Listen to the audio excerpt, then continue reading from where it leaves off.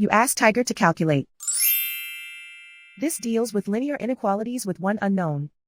The final result is x smaller than 1. Let's solve it step by step. Group all x terms on the left side of the inequality. Add 3x to both sides.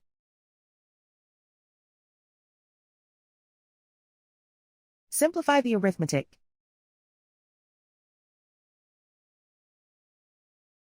Group like terms.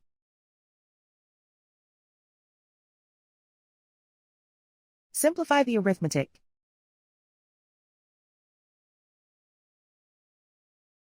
Isolate the x. Divide both sides by 8.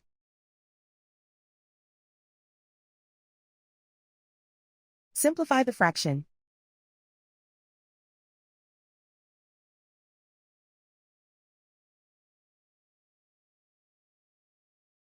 Plot the solution on a coordinate grid.